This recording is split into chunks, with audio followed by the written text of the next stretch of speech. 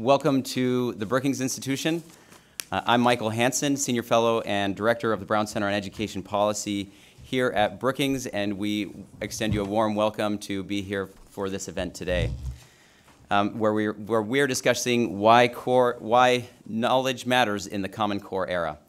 We will be archiving this event so that anyone who wishes to view this event after today will have an opportunity to do so through the brookings.edu website. And we also welcome you to share any thoughts or comments or feedback through social media, including Twitter and Facebook. So most states are about 5 years into the Common Core era, and it was initially intended to help standardize students' expectations across state lines based on an expert consensus. And though there have been some high-profile missteps in testing, evaluations, and states backing away from those standards, it looks like most states are continuing to go forward with the Common Core. However, they are growing increasingly unpopular among the public and teachers, so there are some questions about how it's going to move forward. Now, today, we're going to hear from a well-established and reputable education scholar who has a nuanced view about the Common Core. E.D. Hirsch, Jr., sitting here to my left, has authored a new book emphasizing the need for a focus on core knowledge, which could be, but is not necessarily congruent with, the Common Core. So allow me first to introduce Dr. Hirsch. Dr. Hirsch is the chairman and founder of the Core Knowledge Foundation. He is also the Professor Emeritus of Education and Humanities at the University of Virginia, and is the author of several books, including the bestseller Cultural Literacy, The Schools We Need and Why We Don't Have Them, and most recently, the book just recently discussed or released as Why Knowledge Matters. He is widely known as one of the most influential education scholars and began his teaching career at Yale. Also on stage with me next is Sonia Cabell, who is Assistant Research Professor in the Curry School of Education at the University of Virginia. Sonia is here with us as she is the lead investigator on a grant given to the Center for Advanced Study of Teaching and Learning at UVA's Curry School. This $3.3 million IES grant is here to help assess the Core Knowledge Language Arts program, the Listening and Learning Read Aloud program. So Dr. Cabell has some expertise, some very relevant expertise to talk about Dr. Hirsch's work in this new book. Also, her research interests include preschool language and literacy development, preschool intervention effects, and reading difficulties among young at-risk children. And finally, to my furthest left, your right, we have Dr. Bill Galston, who is the Ezra K. Zilka Chair and Senior Fellow in the Governance Studies program here at the Brookings Institution. Bill Galston was a former policy advisor to President Clinton and other presidential candidates, and is an expert on issues including public policy, political campaigns, and elections. He was formerly professor at the University of Maryland and is the author of 8 books and more than 100 articles. So the way we will proceed with this event is first, I'm going to give the time to Dr. Hirsch. He will have about 25 minutes to present some prepared remarks. Next, we will have a 15-minute slot for response from Dr. Cabell. Next, we'll give a few minutes of response back to Dr. Hirsch, and then Bill is going to be leading us in a moderated crosstalk, moderated crosstalk conversation over the next 10 or 15 minutes, and then finally we will turn the remainder of the time over to audience Q&A. So let's go to that point. Thank you, Michael. I want to thank first Bill Galston for actually making this session possible, under the influence, I will say, of Lisa Hansel, who is a great advocate of Knowledge Matters, and she's the head of an initiative called the Knowledge Matters Campaign. Well, I've been to several sessions at Brookings before, and they were always very lively and usually productive conversations. Can everybody hear me okay at this distance? I particularly remember one with John Bishop where he talked about the relation between reading gaps and economic gaps with some force. And I am going to assume, we want to have a good discussion going after this, so I'm just going to stick to 3 points, which is about the only number of points I can deal with at a time or keep in mind. So let me talk first about the first strand in the book, which is the claim of scientific validity for the proposals and analyses. I claim that they are consistent with consensus science, particularly in psycholinguistics and cognitive science and developmental psychology. The scientific consensus in these fields is the nearest we come to the reality principle in education. That's why I invited well-known researchers to blurb the book. I didn't ask important political figures. Steven Pinker, Susan Newman, Daniel Willingham. I hope those are names that you all know. I'm gratified that they have endorsed the book. And I think that that claim of scientific accuracy is strategic because they are heterodox ideas, this book has. But it's becoming ever more clear from our recent educational reforms that science needs to be our guide henceforth, not cherry-picked educational experiments at the school level.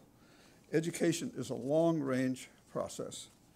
The uncontrolled variables in education fly in every direction. We've recently become disappointed in the methods and programs that seem promising: small classes, direct instruction, success for all. They were supported by experimental results. But in the long run, they've disappointed. It's time to look at ideas that flow from general scientific principles and are supported by large-scale international data. The scientific consensus represents the reality principle as it's currently known. An education proposal or policy that runs counter to that consensus is likely to disappoint, and it has disappointed. My book claims that our guiding theories in the schools do not comport with that consensus, which explains why we've become frustrated with our reforms. It argues that the scientific consensus is especially important when it comes to 3 educational ideas: developmentally appropriate practice, the achievement of all-purpose verbal skills, and the imparting of other all-purpose skills like problem solving and critical thinking. Let me turn first to developmentally appropriate practice. Developmental psychology has undergone a significant change in recent years. Emphasis is shifting away from the word development and towards the word culture. The differentness of a child's development within different languages and cultures has become a major theme. To his great credit, Piaget himself heralded that change in a speech of 1964 when he conceded, quote, "Maturation is not everything." It's quite a wonderful speech. It's not pointed to very much because everybody associates Piaget with a distinct stage theory of development. This points up a paradox concerning what is to be conceived as natural development. In recent years, the scientific world has been turned upside down on that score. It's understood that letting a child unfold naturally according to his own time clock is quite an unnatural proceeding for human beings, not for squirrels and ants, but for human beings. It's natural for a child to be inducted into the particular language and value orientations of a particular culture. And these cultures are quite varied. Natural development for human beings implies cultural training. The word culture is seen as a co-determinant of development. So-called unnatural education is inherently natural, whereas naturalistic education is inherently unnatural. Now, that shift has pretty significant implications for policy and practice. A second consensus concerns the nature of skilled performance. In the current scientific literature, skilled performance is not denoted by the term skill. The operative term is now expertise. That shift is important because our thinking about school reform and its goals has not been able to dispense with the term skill. I just will briefly read you what the various school districts say about that in their online blurbs. Just a few sentences. Milwaukee says students will develop organizational, critical thinking, and problem-solving skills. Oakland, California wants its students to read, write, speak, and think critically. Tucson fosters creativity, critical thinking, and problem-solving. Santa Fe promotes critical thinking, problem-solving, and creativity. Richmond, Virginia imparts critical thinking, responsibility, mutual respect, citizenship, and a lifelong love of learning. And Montgomery, Alabama will encourage and support critical thinking, problem-solving, and active questioning. The verbal contrast in the scientific literature between the word skill and the word expertise is important because that term skill has now, as you see, allowed educators to adopt the convenient but incorrect principle that the actual content of education is less important than the development of general skills like finding the main idea or problem solving or critical thinking. It turns out that these supposedly general competencies simply do not exist as all-purpose skills independent of particular knowledge domains. A skill is dependent on specific knowledge. There are few, if any, all-purpose free-floating skills. A key descriptor in the scientific literature is the term domain-specific. Almost all the sub-competencies that children need in order to become participating members of society are domain-specific competencies. The title of my book, Why Knowledge Matters, is not really pointed enough. It's not any sort of knowledge, but only specifically relevant knowledge that matters in each case. This finding has exceptionally strong implications for schooling. If skills matter, as everyone concedes, then domain-specific knowledge must also matter a great deal. The specific content of a school curriculum crucially matters. The claim that you can always look it up is an outmoded slogan because you can't. You can only look things up effectively if you already possess domain-specific knowledge about the topic.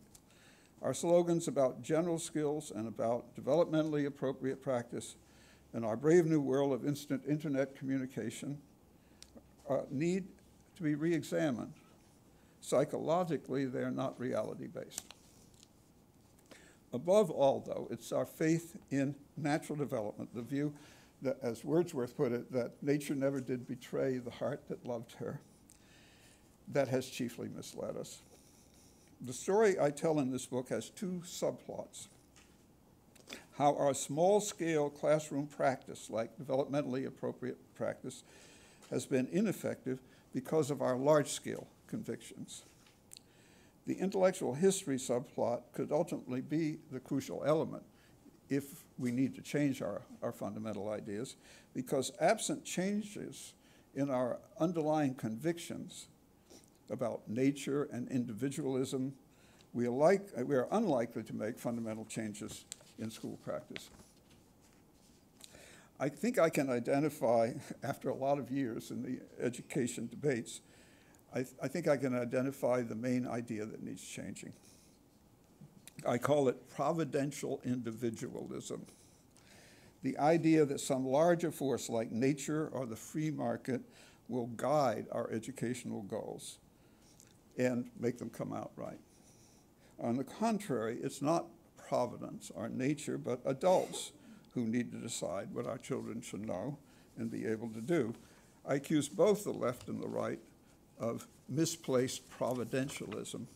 I know that my critique is both the left and the right pretty much includes everybody, and that will doom the population, the popularity anyway of the book, but to offend everyone is a prerogative of old age. As I say, the left, but also many on the right, believe that nature will provide if only we encourage the individual child to unfold in his or her natural way, according to his or her natural tendencies, talents, and home culture. We have a conviction in the United States that we must follow the talents and the preferences and the stages of development that are appropriate to the individual child and should not impose uncongenial or unnatural subject matters. And that explains the omnipresent graded readers so that the children can choose their own books. Because under providential individualism, the children sort of decide their own curriculum. We continue to adopt ever new versions of this individualistic, naturalistic point of view. It's been around a long time in the United States. It began to influence our schools in the late 19th century when Colonel Francis Parker took over the school system of Quincy, Massachusetts. Colonel Parker had honed his Hegelian ideas at Hegel's former university in Berlin. And in the 70s and 80s, he spread his influence through his own books and through the effective advocacy of Charles Francis Adams and then John Dewey, who was also a Hegelian. Sort of natural growth principle of education.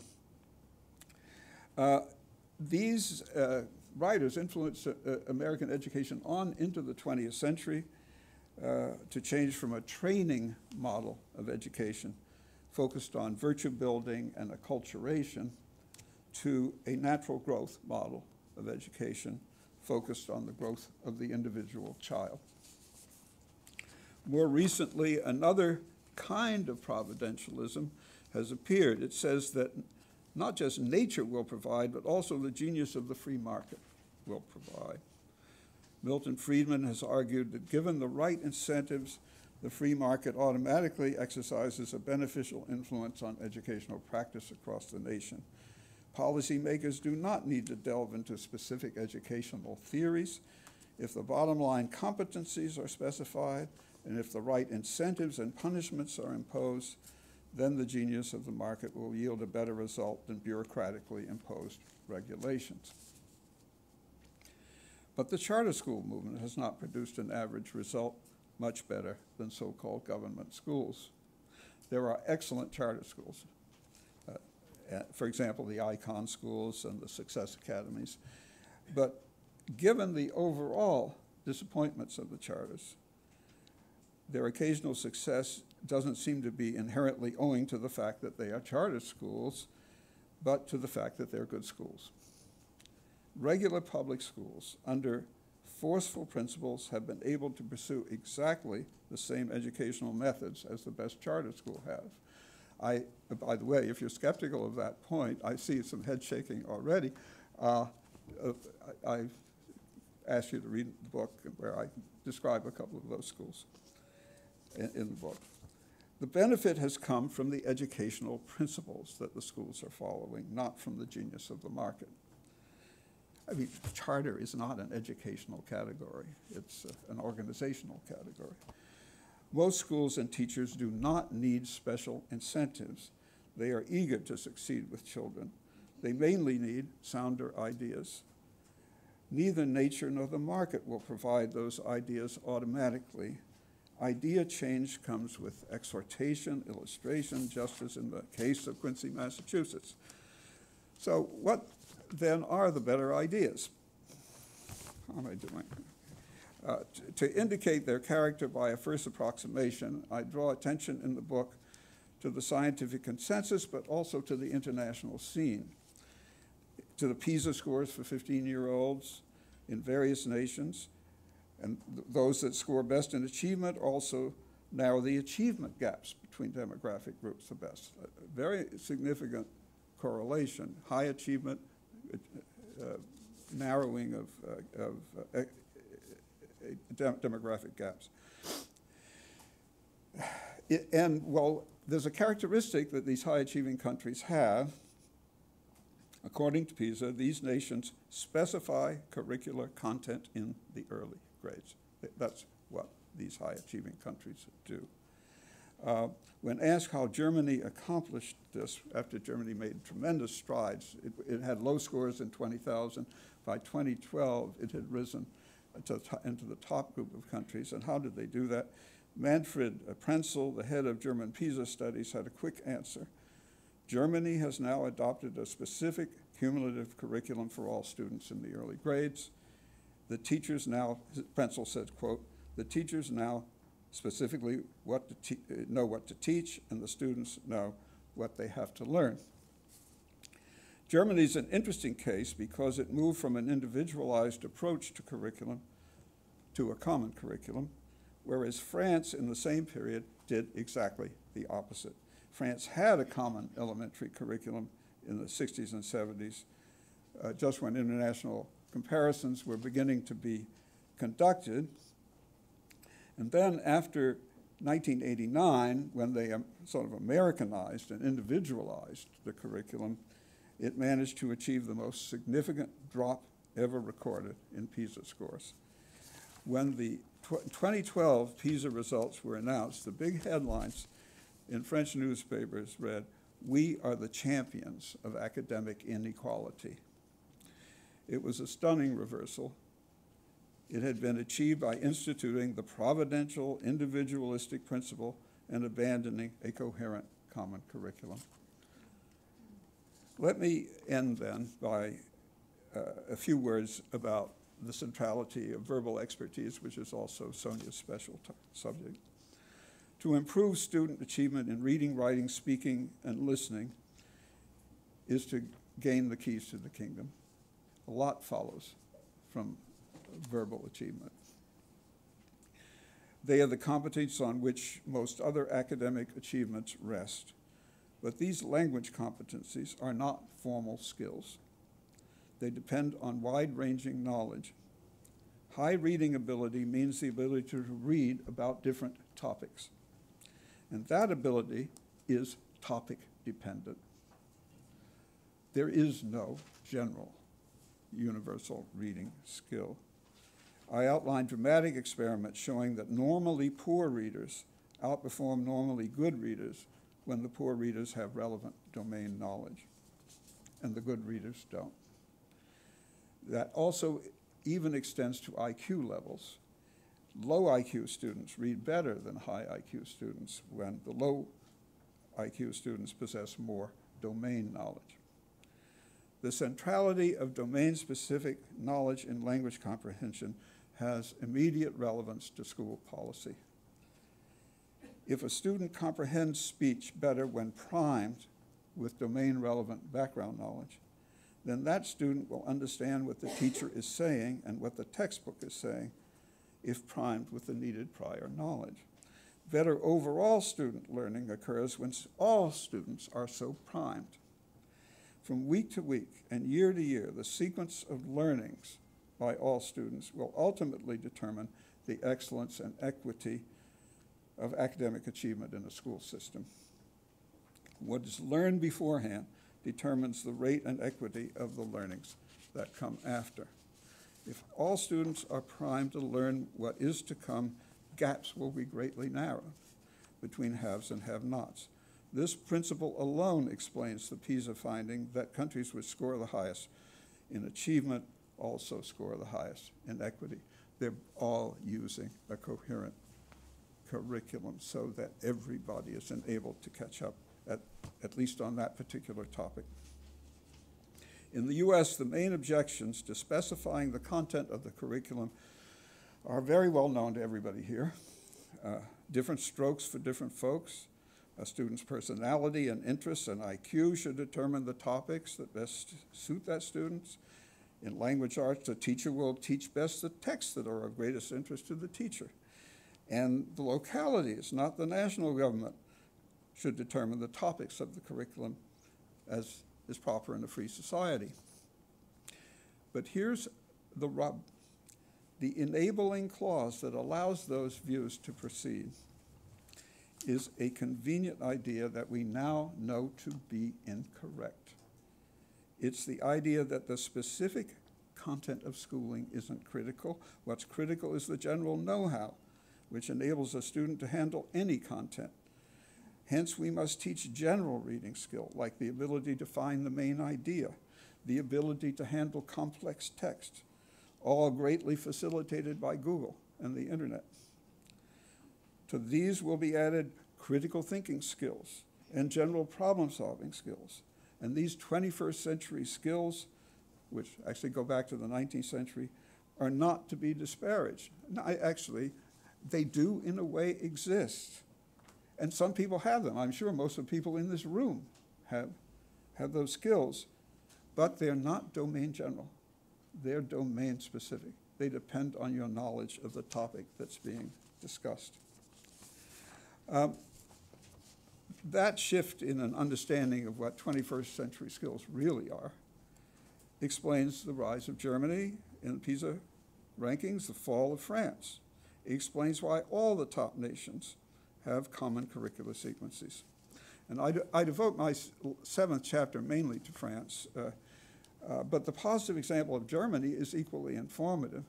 By the way, there's a negative example of Sweden as well, which is quite interesting. Because Germany is educationally structured like the United States. We have states, they have Länder, and each individual Land does its own curriculum. But then the various Länder got together and decided to bring some commonality in what they did and make more specific what students are learning grade by grade, and their PISA scores shot up.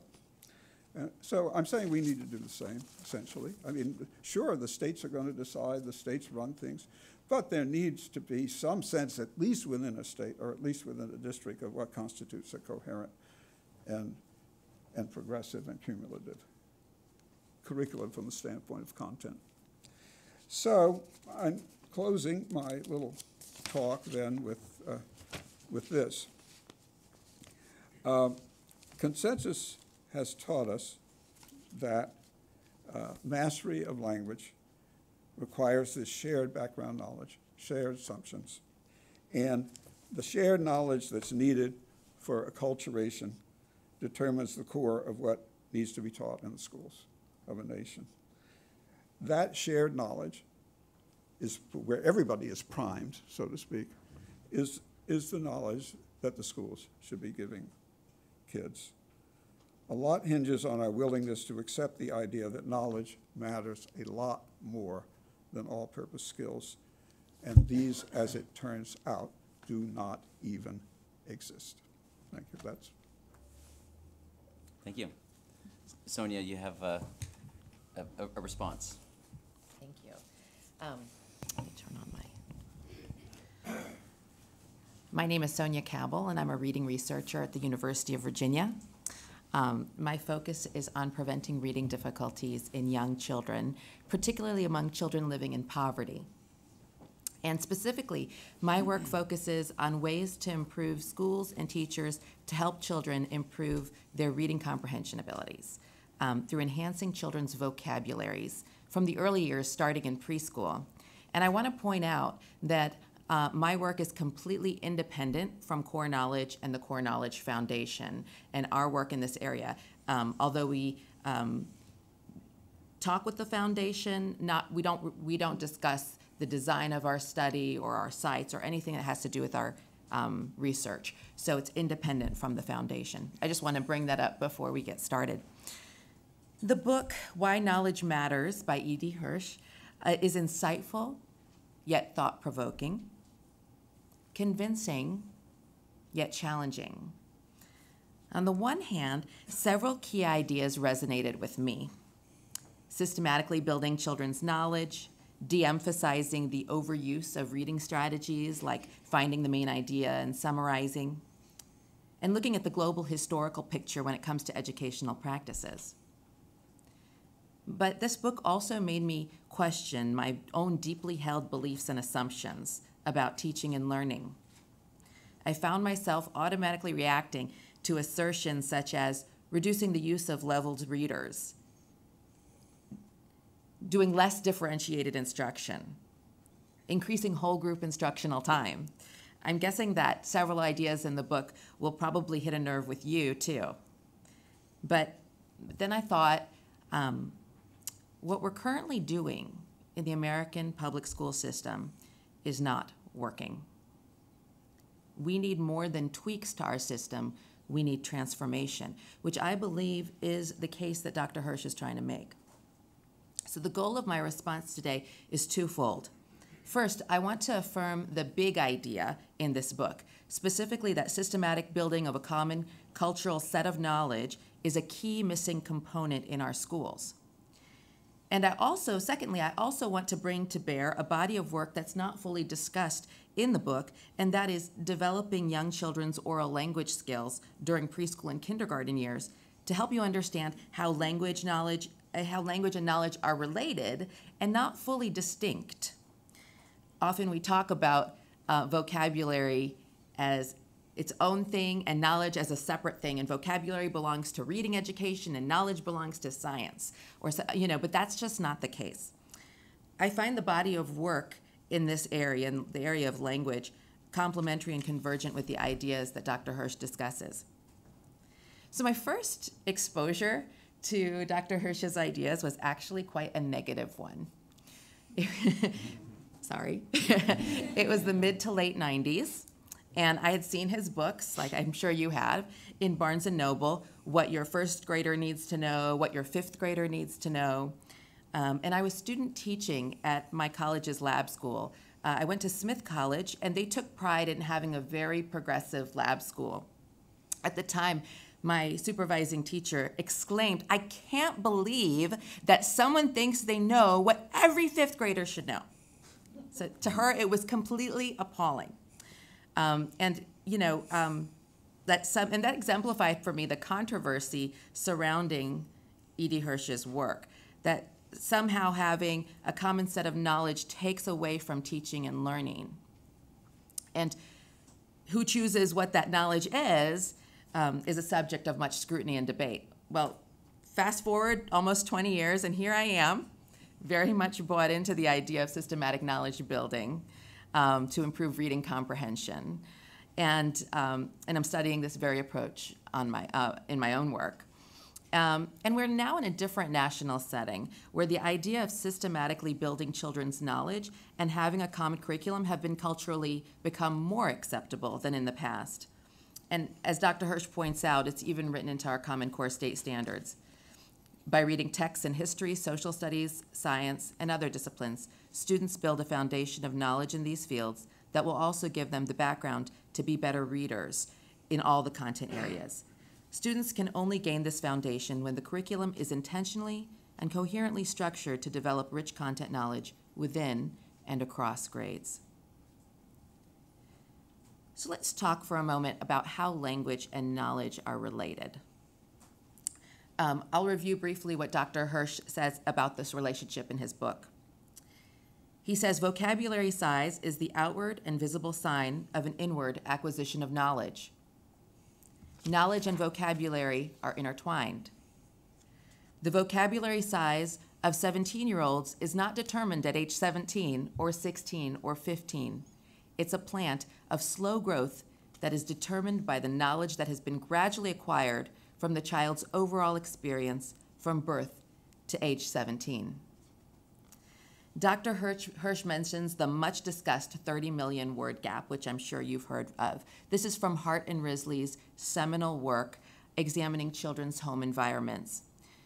By age 4, they found that children from more economically advantaged backgrounds hear 30 million more words than children who are living in poverty. In addition, children's vocabularies, the words that they can speak, are quite different. There's a big gap there. So that difference in sheer quantity of words heard in the home environment is shocking. And so many in the public sphere have really picked up on this idea, and there's a lot of initiatives going on around this idea. It's leading many people to think about, how do we increase the vocabularies of children who live in poverty? Some solutions have strictly just focused on quantity, increasing the amount of talk at home between parents and children. But it's important to know that that's not the whole story. Not only Hart and Risley's findings, but other findings converged on the fact that it's not only the quantity of talk that matters, the quality of talk to which children are exposed matters, maybe even more. And this is also a key finding from Hart and Risley that's somewhat overlooked.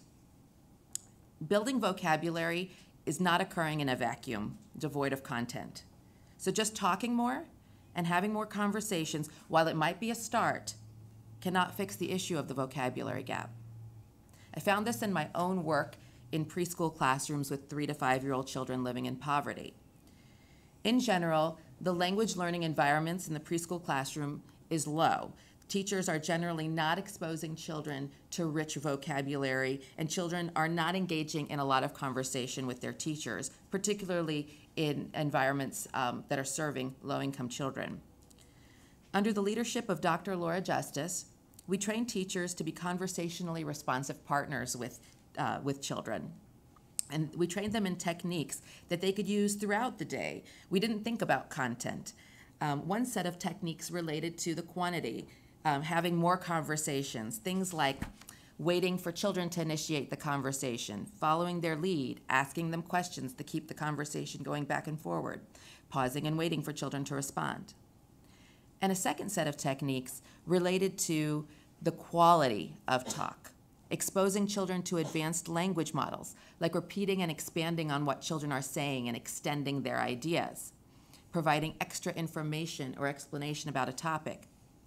And we hypothesized that it was this latter group of things that actually make a difference to children's vocabulary learning.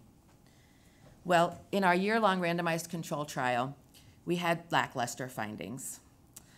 Although the teachers in our study did engage in more conversations, they had difficulty implementing those more challenging techniques that would improve the quality of talk. And so the intervention didn't really show an impact on children's vocabulary, and it actually appeared to benefit only those children entering preschool with better language skills in the first place, serving to widen that gap.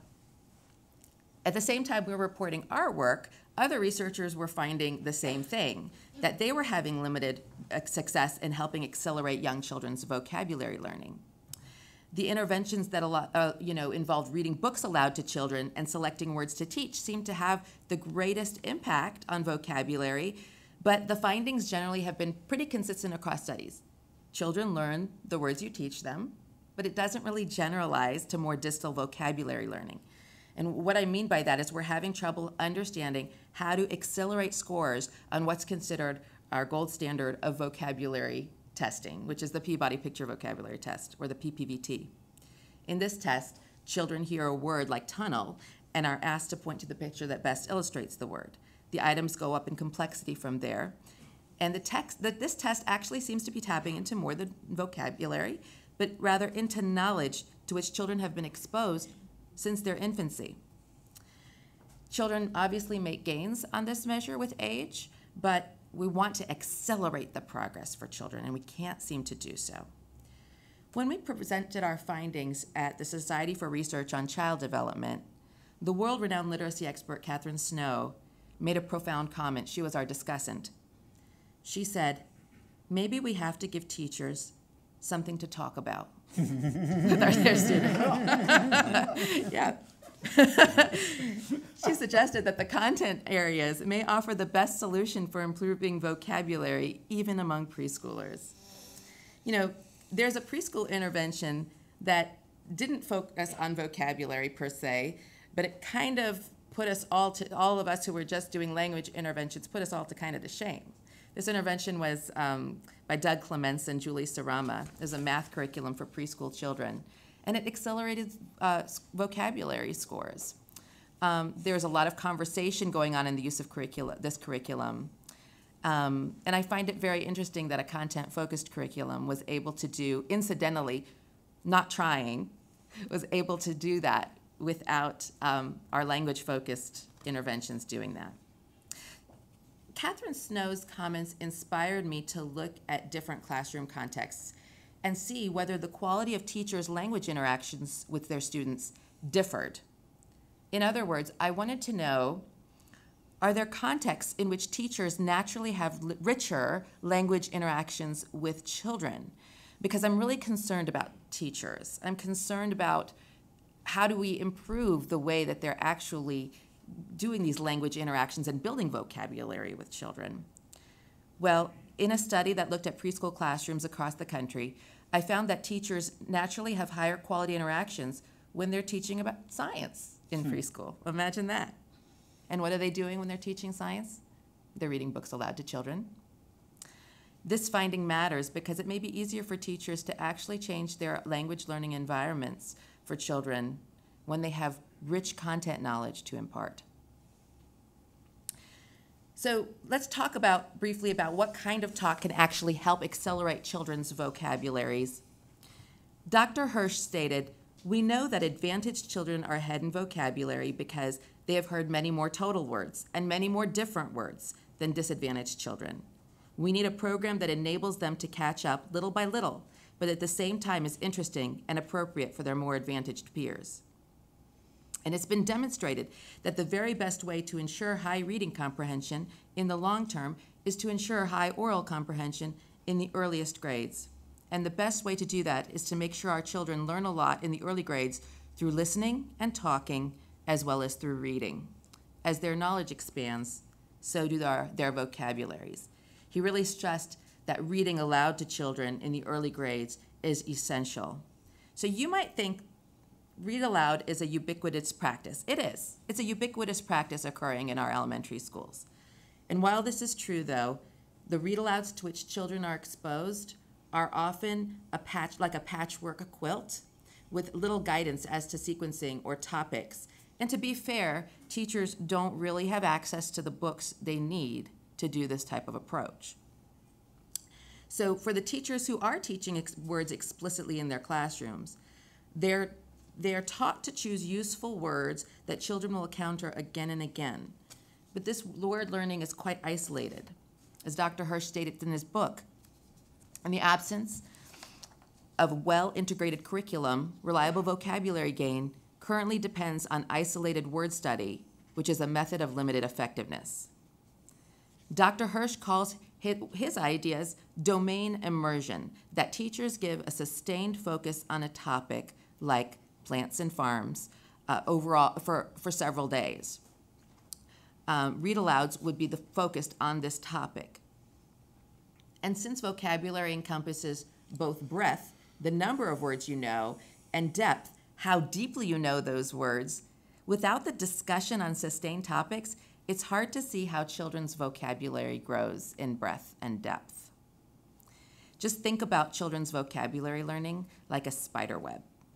At the middle of the web, there's a topic, such as winter, and around the word, there are other words that related to winter, such as windy, blizzard, freeze, snowman, season, so forth. For a child with a lot of exposure to the concept of winter, there'd be a lot of words on those webs, and it would be like a tight, beautiful spider web. But for a child who might live in a warm climate, who doesn't really have that much exposure, or hasn't read a lot of books about winter or seen it on TV, the web would be much looser. And the looser the web, the more new knowledge and words can just pass on through and don't get caught. Susan Newman and her colleagues have demonstrated success in a read-aloud approach to vocabulary building among preschool children called World of Words that teaches vocabulary through conceptual categories that contain semantically related words. The curriculum focuses on read-alouds in science, social studies, and math topics. And there's a growing body of evidence for this approach from Dr. Newman's work as well as many others prominent researchers. I know Dr. Hirsch is careful to state in his book that his approach is not the only approach. But what about the research on the core knowledge approach? Dr. Hirsch stated that the lack of massive randomly assigned research into core knowledge has enabled educational experts to state skeptically that there isn't any massive randomly assigned large-scale proof that the core knowledge sequence works brilliantly. That's very true. There is some recent work with findings just coming out, a project funded by the Institute of Education Sciences led by UVA researcher Dr. Dave Grismer that examined the core knowledge sequence among 9 charter schools. The core knowledge sequence is a framework on which to base instruction, and schools develop their own curriculum around the framework. And very recent findings indicate that this approach had impacts on third grade reading comprehension state scores.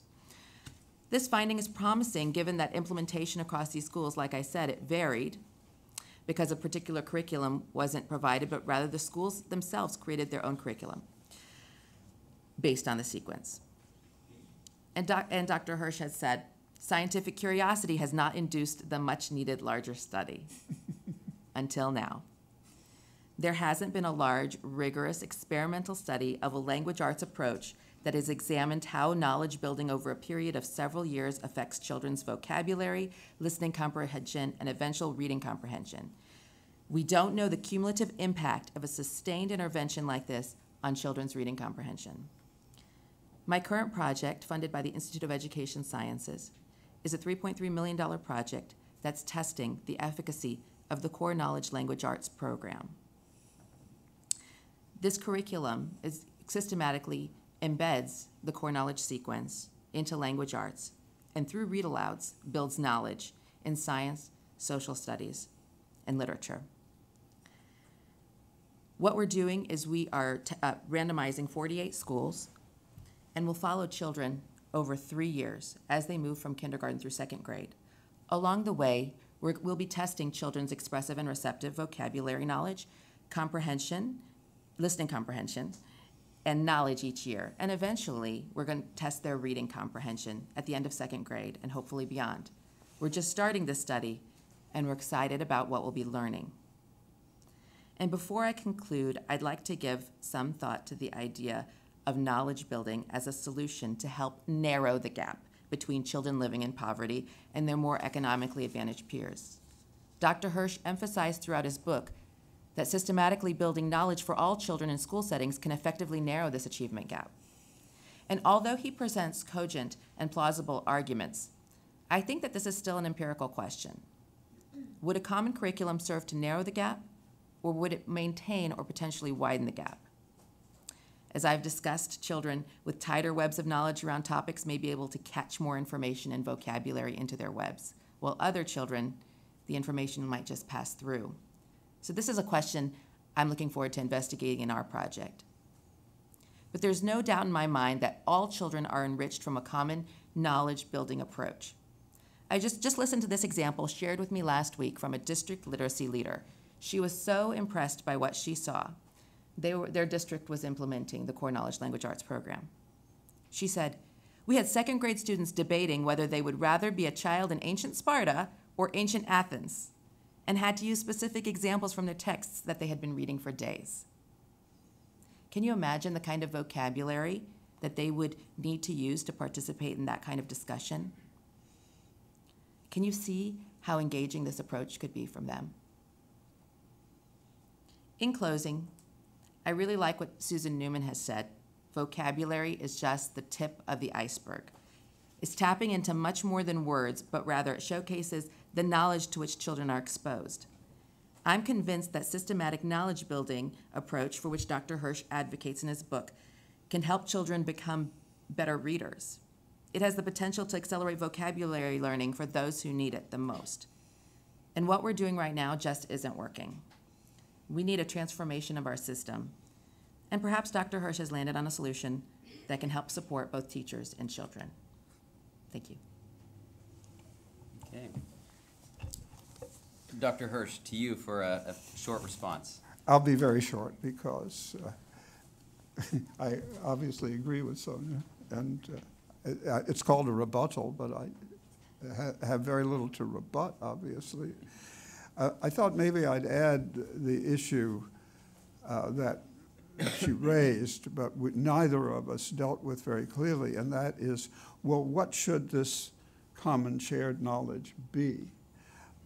It seems to me there isn't much of a theoretical framework for that that's been carefully produced, but I think we certainly know that there is a de facto body of shared knowledge, because we are able to talk to everybody in this room, and you are able to understand what we're saying, because we know what can be taken for granted in this group, and they are producing our creating the meaning out of the words that we're saying. Similarly, out of the words that we discuss when we talk to each other in this kind of environment. So it is possible, because it's widely shared, that this needed knowledge to be able to carry on discussions like this is finite. It's not in the millions. It's probably in the hundreds of thousands or maybe even just the thousands of topics and words and sort of general domains of knowledge. So that can be inventoried. It's a fact. In other words, we exist in a culture, and we exist in an American culture with a standard American language, which has de facto those characteristics of shared knowledge because it's working. It's the only way it could work. And so I think we need to tap into that and recognize more that multiculturalism as an approach in the schools also includes American culture. That is, there is an American culture necessitated by this linguistic necessity, the necessity to create. And by the way, I didn't mention, but I should have, the work of Ernest Gellner, called, particularly his generative first book called Nations and Nationalism, where essentially he says this is a scheme of things where the schools of a nation in the post-agrarian era have to sort of teach the same thing so that the economy can work and the political system can work and people can interact. So there isn't a sort of Tennessee or California orientation to American schooling fundamentally. There's also a national orientation implied. That doesn't mean, I'm not saying that the federal government needs to come in and decide what the curriculum should be. That's a non-starter. It's not even necessary because there are a lot of different ways of getting to that shared knowledge.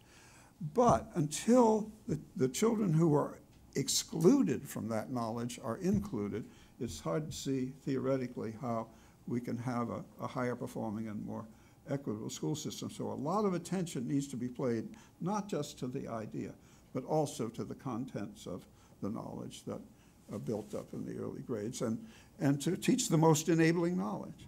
And that deserves a lot of thought and study. And it's been a topic that people have, of course, shied away from because it's fraught. It's a fraught topic, but it's logically necessary. That's what my only comment. Go ahead, Bill. Well, because we're running a little bit behind, I'm going to confine myself to just one question that I'll put to all three of you. You need all three of you answer if you don't want to, but the question is this. Professor Hirsch, you talked about a shift of fundamental ideas and orientation from the idea of development, natural development, to the idea of acculturation. Okay? And that dyad really frames, shapes the development of your entire argument. I'm not a disciple of Piaget. My mother, a child development expert, was, but that's a different matter. But my question is this. Is there no validity whatsoever to the idea of naturally based human development? Is there no scientific validity to that? Is there no practical and pedagogical validity to that? Because all of my instincts, not just instincts, but a lot of modern brain science, suggests that there are physiological developments in the human being that do indeed shape what we're capable not only of doing, but also knowing. And they don't all proceed at the same stage for every individual, but the idea of developmental stages is not a crackpot idea. It's more like what every parent can observe for him or herself. So I'll put the question to you first. Is this idea of the dyad, the sharp contrast, too extreme? Sure, it is. And but I'll give Jerome Bruner the sort of last word on this because his point was there's no topic that is inherently developmentally inappropriate. The issue is how the topic is dealt with. And that makes perfect sense to me. He's an expert in that field. And I also I was going to defer to Sonia, who this is her field, it's not mine. But let's take the topic of Mesopotamia. This was a big developmental issue in New York State because for years, the first graders in what your first grader needs to know and in core knowledge schools have been studying Mesopotamia.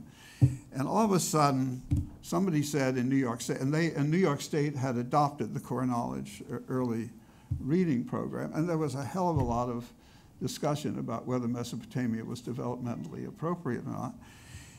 Well, it's pretty obviously developmentally appropriate because a lot of first graders were learning about Mesopotamia and doing it harmlessly and had done for about 20 years by that time. So the worry is not that the idea is totally wrong. Of course it isn't. Everybody admits that staging exists in some way or other and that accommodation has to occur, otherwise the child won't learn.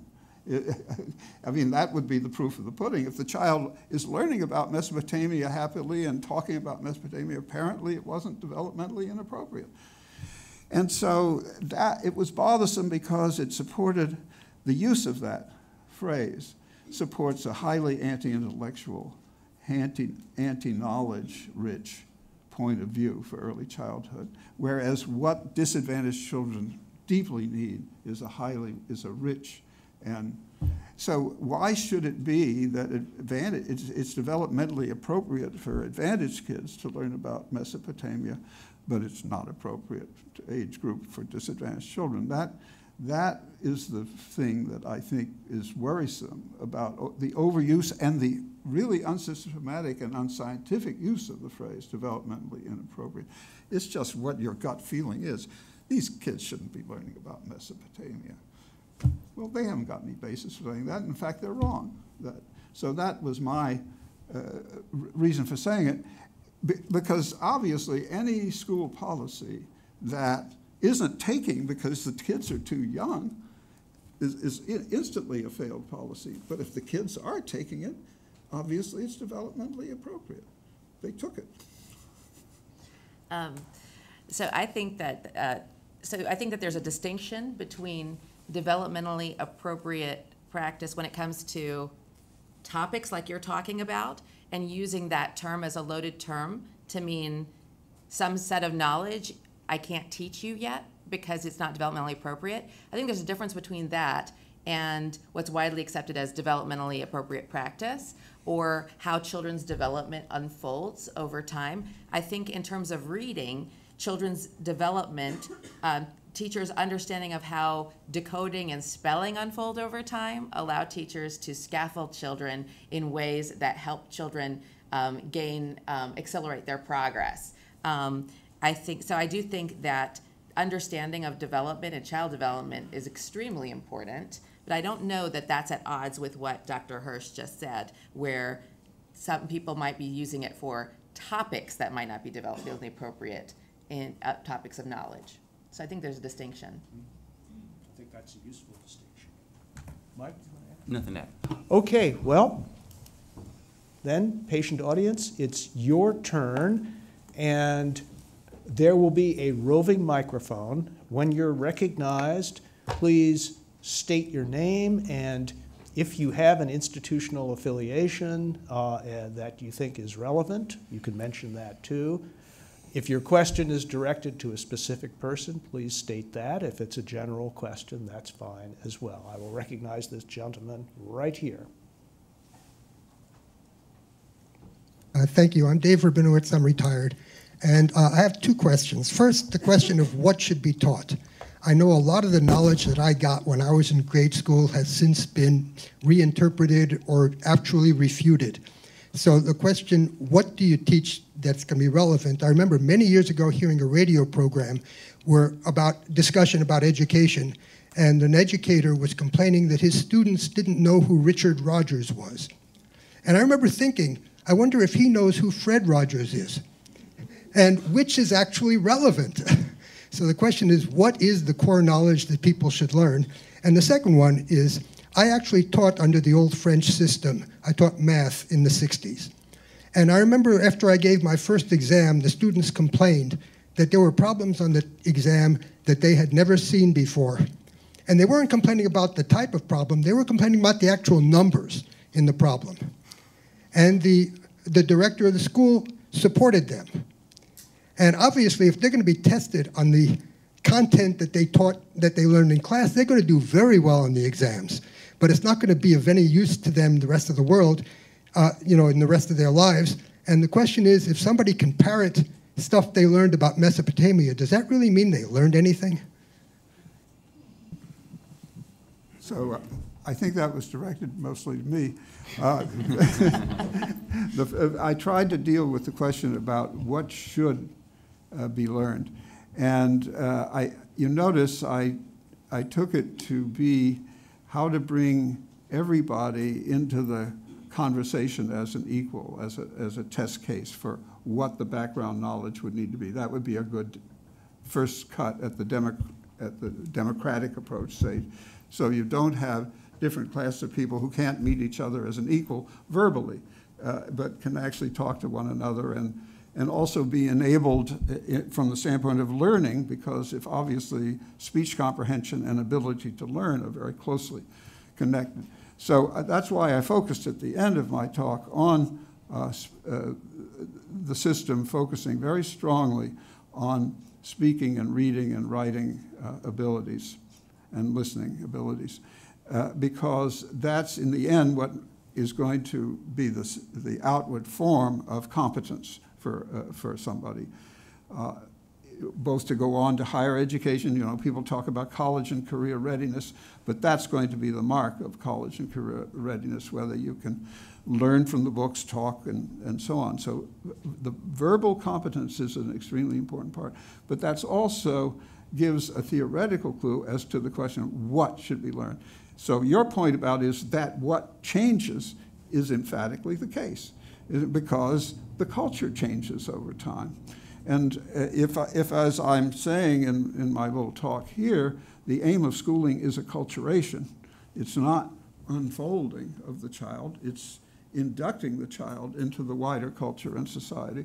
If that is the thought model for what education is, then the child needs to be inducted into this body of shared knowledge that enables speech and comprehension to occur. So every decade, it might be very, very well a little bit different.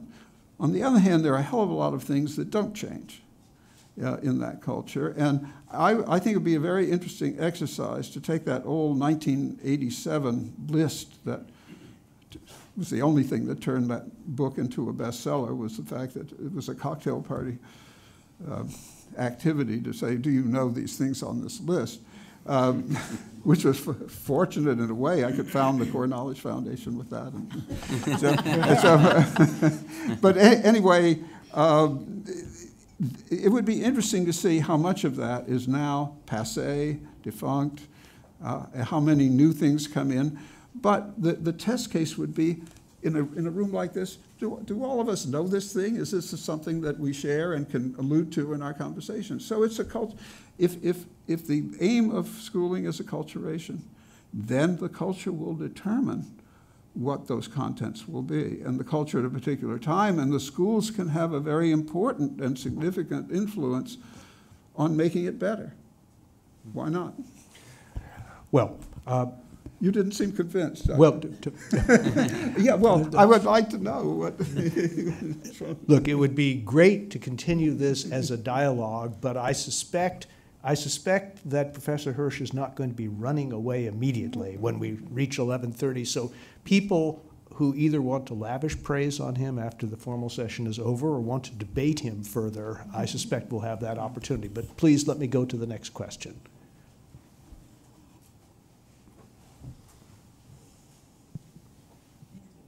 I'm Delabian Rice Thurston. I'm working on, I hope, a doctorate in political science looking at the politics of education and federalism. And this is my concern. The basis of what you're talking about, I think, is dealing with low-income kids and how to help them. Number one, if your parents are poor, that is the basic problem you have. And you are not talking at all about changing our economic system so that the parents are home and are able to talk to their kids and have a great vocabulary, et cetera. You're not saying we should be sending parents to college when they're poor so that they have the background that they can give to their children. I'm also concerned because you're not looking at the reality that there are states that do really well with white kids and really badly with white kids, states that do really well comparatively with black kids and badly with black kids. And we're looking at this, for example, through the, oh golly, what is it called? The National Assessment of Educational Progress, NAEP. People never break this down by race and state. What makes a state do well with its black kids or badly with its black kids? And I wish you would deal with that. If you look at national merit scores, there are states that have tons more kids in the top 50,000 testers than you would expect, and states that have far fewer, even if you look at parent education and income. We never look at what we do as a country that's disadvantageous at the top, because those are the kids you were talking about problems. Those kids have no problems at all. Why are they not doing equally well in Louisiana when their parents are well educated as they are in New York, in Massachusetts? Why do we never talk about this? And in terms of education, what people should know, remember when Bob Dole was furious about our state national education standards for social studies? Would we tell kids that we are here because we killed 80 to 90% of the natives of this continent? Is that core knowledge that we should know? That we put Japanese in internment camps? Is that core knowledge we should know? These are the kinds of things, our new museum on slavery. A black person, a young woman came to me, why are all these white people here? This is white core knowledge. Is that going to be part of what you, Mr. Hirsch, are going to put in your things everybody should know?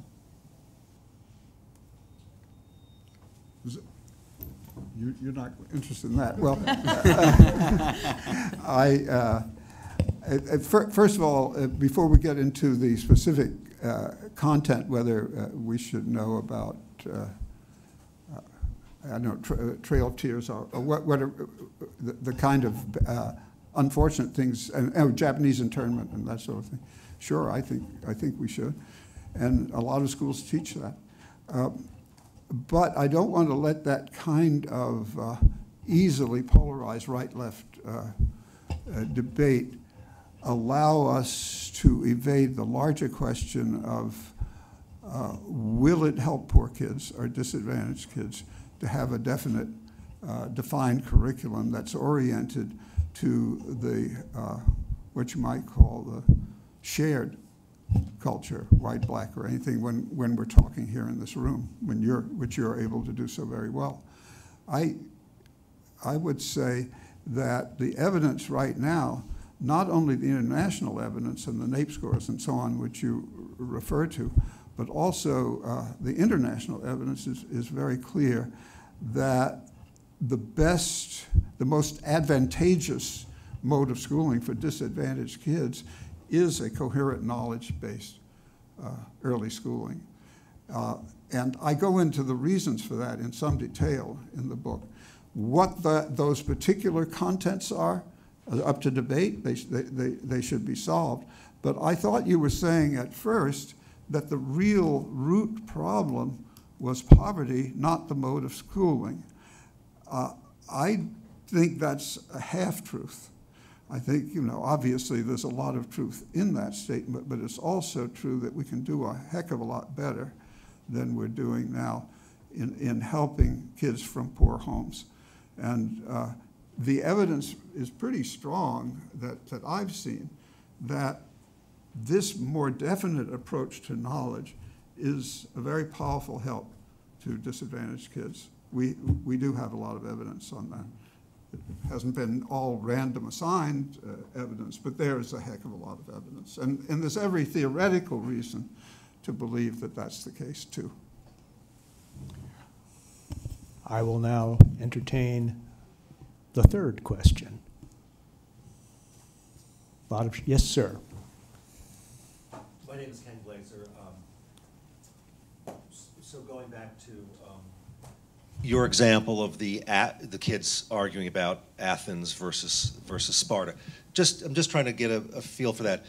Are we talking about kids reading a couple of pages or having read to them a couple of pages about Athens and Sparta, and then they get into a debate about that, and then the next day, or maybe a few days later, they're talking about Christopher Columbus?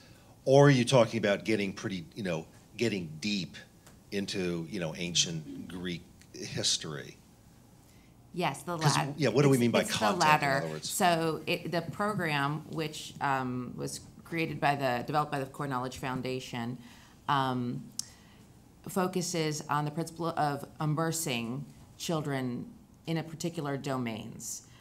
So children would learn over, and a domain might last for a week to 10 days, something like that, where they would have read alouds each day and engage with topics, and so their read alouds from that week or those last several days would have focused on those kinds of things to give them the vocabulary and knowledge that they would need to talk in those terms. So that's a very different approach than what we often see in schools, which is the former, what you mentioned, which was one day we're talking about this, and then during my social studies time I'm talking about this, and then the next day we're reading about something completely different on Columbus. I'm teaching Columbus Day. This approach actually would be the opposite of that, where it's sequentially building knowledge, both in a year. Taking your Columbus example, children would first learn about kings and queens and Native Americans before they get to the idea of Christopher Columbus in kindergarten, for example. So they have a richer context. Yes, that's the design. That's the inherent design of the program. Yes. There's a woman over here who has a question. So, Karen Chenoweth from the Education Trust. So the argument that I keep hearing is that we need to teach kids stuff that's useful, and that Sparta, Athens, what's useful about that? We need to teach them the transferable skills that they're going to need, sitting around with chips in their heads, collaborating on projects around software or something. Whatever it is that is considered useful. And so could you address this useful versus not useful? Well, I would argue that Sparta and Athens are really useful because people at cocktail parties and dinner parties and workplaces, the top people know about Athens and Sparta. I would not argue for the intrinsic superiority of Athens and Sparta to Timbuktu. My argument has been that the wider culture has been developing that kind of value system, but what the schools have an obligation to do is to initiate its children into that wider culture so that nobody is at a disadvantage. I don't think one needs to get into the argument about whether A is better than B if, in fact, A is, and this is a perfectly functional defense and proposition, a very practical one, that yes, it's very practical to know about Athens and Sparta because you're more highly regarded. Other people in the society know about it. They use those words. You can talk with them on an equal footing if they use those words. Those are all highly practical things. I'm happy to see Athens and Sparta sort of have their places taken by others, but to get rid of Athens and Sparta and introduce Timbuktu is a long-range project that a lot of people have to agree on it, and meanwhile, you don't want to withhold this enabling knowledge, it seems to me, from children who are going to benefit from it. It's an entirely functional and practical defense of Athens and Sparta. It's not saying, oh, it's some rarefied thing. I mean, the ultimate defense of being acculturated into the top sphere, if you want to call it that, of a particular culture, is the practical benefit that comes from it. There are also, of course, a lot of other reasons to study art, history, and any other subject, but I think that there's a practical and an egalitarian and a democratic reason for doing these things. Next question. Yes, I see a hand right in front here. Hello, my name is Lennon. I'm here from the Brookings Institution as an intern. So when I first started my education, I started reading books such as, Captain Underpants and Harry Potter, those sort of fun books. And I know I had a lot of friends who read a lot of different books, and they got their origins in, different sort of stories, and they were attracted to that. With common sort of standards, I feel like a lot of those students who may not necessarily have been attracted to these books that are being standardized would get, no pun intended, left behind. What would you do with those students who just don't fit into the system of common standards? Sonia, did you understand what the issue was? Yes, Would you speak to it, I had please? kids in my classroom, my second grade classroom, who read Captain Underpants and things like that when I was a second grade teacher. You have the relevant content knowledge from this conversation. No, I don't think it's an either or. I think that teachers use the materials that they have available to them, and for many years that's whatever's on Scholastic. As a teacher, I had to purchase my own books for my children. My district didn't have money to supply my classroom with books. So Scholastic books, things like, I'm not sure if I had Captain Underpants, to be honest with you, but things like that, Junie B. Jones, are things that were readily available to me. Children, I think part of this is access.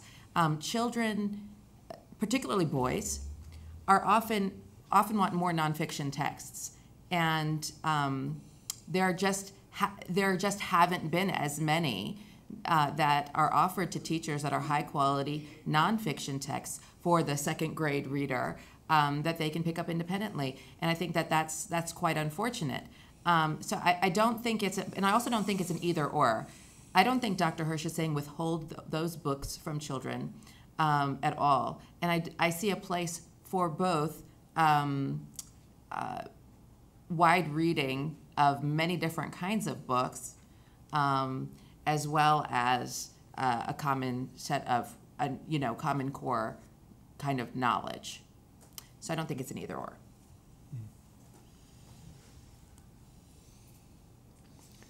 Well, while you're all trying to think of your next question, let me take the liberty of posing one. And Mike, if you have a question that you want to pose, there should be time for that as well. My real academic discipline is political philosophy, not any of the stuff I'm paid to do at Brookings. And the core idea of culture or acculturation raises the question of whether all cultures are created equal. Or to put it really bluntly, are there certain cultures that parents find themselves in the middle of that they have good reasons not to want their kids to become acculturated to? Right. Okay, so it's 1935, and you're a parent in Moscow. Okay, and the common culture is defined by the Stalinist regime. And it embeds a number of features that parents who haven't been completely taken over by the system may have valid conscientious objections to having their children absorb. Is there a background assumption in your account that that all cultures are above some sort of moral or human line, such that acculturation is a good thing wherever you are? That's obviously a super question. To the extent that I thought about it, I'm so America-centric that I haven't tried to translate it in international terms what this view of education would imply. But I certainly think that that the great thing about the American version of the kind of nation that was trying to be built was that it was disassociated from religious doctrine and and from any particular race or any particular. It was that Enlightenment idea of a kind of universalist culture was the ideals of freedom and let 1,000 flowers bloom, that sort of thing. I'm myself so committed to that fundamental idea that I think that I'm not greatly worried about the indoctrination side of schooling if they're being indoctrinated into the originating American ideals, the Enlightenment ideals of the country. So I freely admit that that's the orientation I have. And I think there hasn't been any better kind of political experiment than that. And I do think that ours is not working as well as it could, because originally the originating idea of this particular kind of political culture was that it depended on the common school. It depended on the states having their own power, but also a commitment to the unity of the whole. And that's, in Washington in his will said, well, I think we have to have good schooling where everybody understands they should have adherence to this larger idea. And yeah, I think that kind of indoctrination in schooling is, yeah, if everybody agrees with that indoctrination, it seems to be a pretty good one. That's okay. To be politically indoctrinated in those ideas. Yeah, I see that kind of indoctrination. And of course, if it's a really, really bad system and you have someone want to fight it, I believe in fighting it too.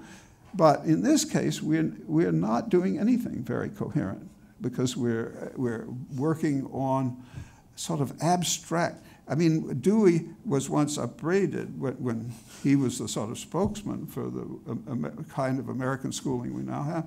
You say that the aim of American schools is growth, but growth where? Growth how? I mean, it wasn't very clear. And I think he was rightly upbraided for that. You do, if there's something that in American culture that should be resisted and changed, when you're doing this acculturation, let's do it. That's a function of the schooling itself.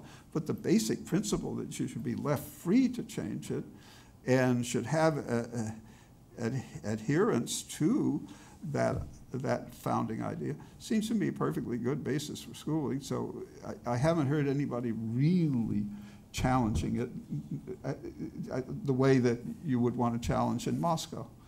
I think there's a difference. We could have a long discussion. Mike, do you have a pent-up question?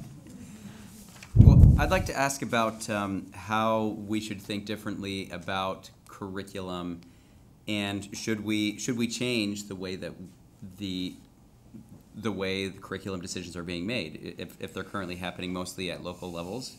Are you arguing that we should be thinking more state level?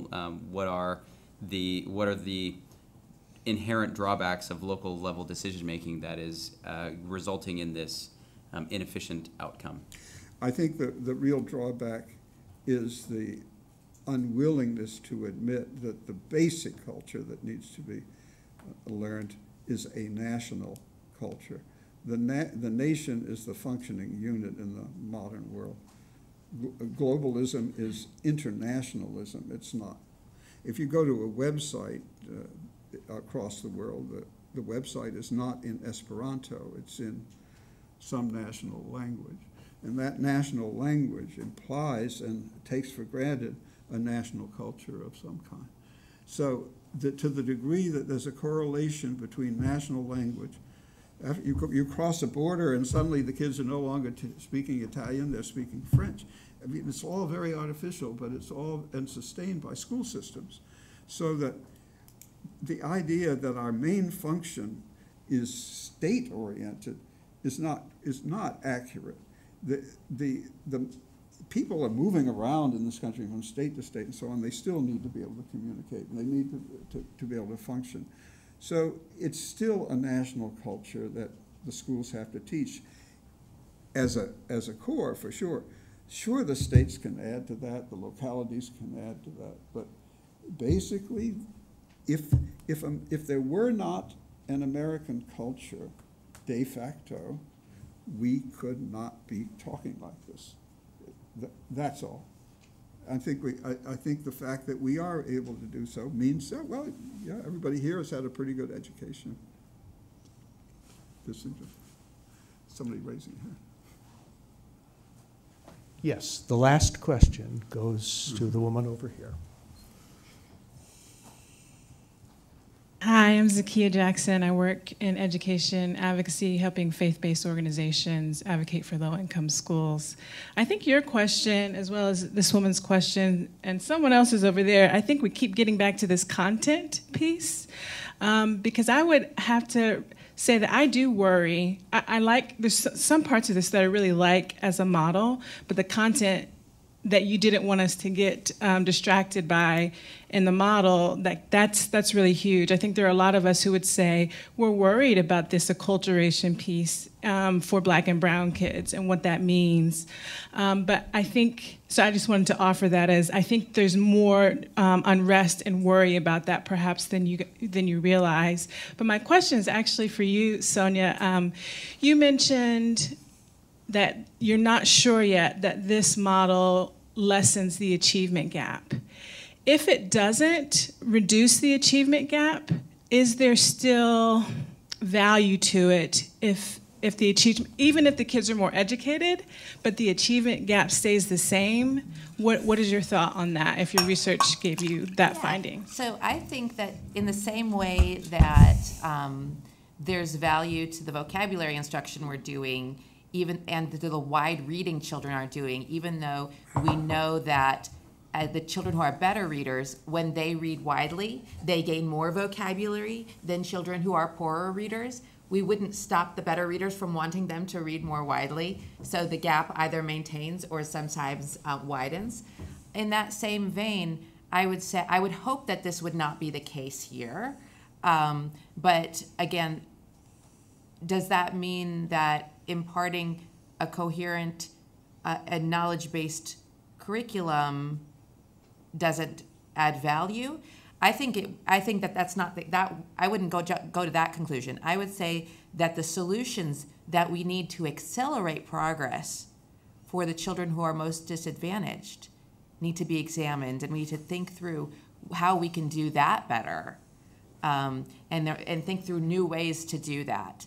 And it might be that a whole group, whatever we're doing with the whole class, is not enough dosage for children who need to have it accelerated. And I think we need to also look beyond the school context to home and community contexts. Thank you. Well, with that, please join me in congratulating Dr. Hirsch and Dr. Cabell for truly thought-provoking presentations. We're honored to have them here at Brookings.